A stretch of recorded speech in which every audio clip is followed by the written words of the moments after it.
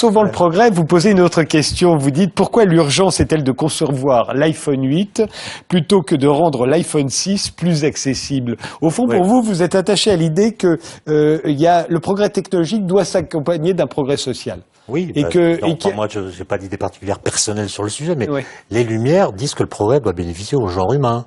Il va diffuser temporellement et spatialement à la surface de la Terre et s'imposer au fil des années par un effet presque mécanique. Alors que ce n'est plus le cas aujourd'hui. C'est une grande naïveté. Et donc dans le discours post-humaniste ou transhumaniste plutôt, il y a l'idée que on pourrait réhabiliter l'idée de progrès, lui offrir l'occasion d'une rédemption.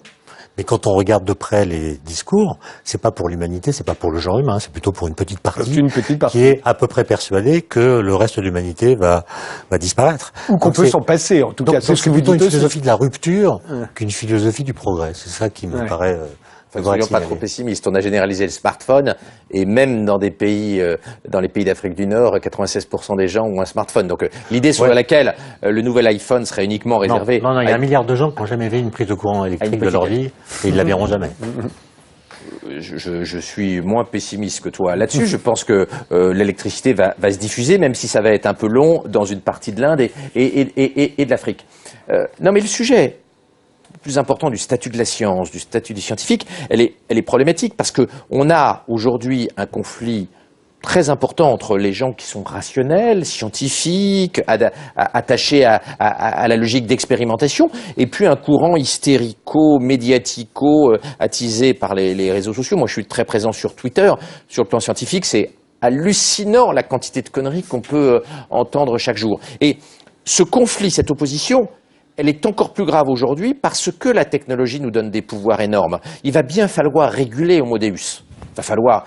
En même temps, non. C'est-à-dire que il y a une crise de la rationalité qui est en partie provoquée par cette situation. C'est-à-dire le fait de se réclamer rationnel ne permet pas de dire ce qu'il faut faire, ni quel monde nous désirons. C'est-à-dire qu'est-ce qu'il faut faire, par exemple, pour qu'en 2050, le monde ait quelque connaturalité avec ce que nous souhaitons. Et donc tout le défi, c'est de décider de ce que nous voulons, en tenant compte de ce que nous savons. Et ça, c'est assez nouveau, parce que l'idée de progrès, c'était l'idée qu'on peut configurer le futur d'une façon qui soit crédible. C'est pas l'utopie, le progrès, ça doit être crédible.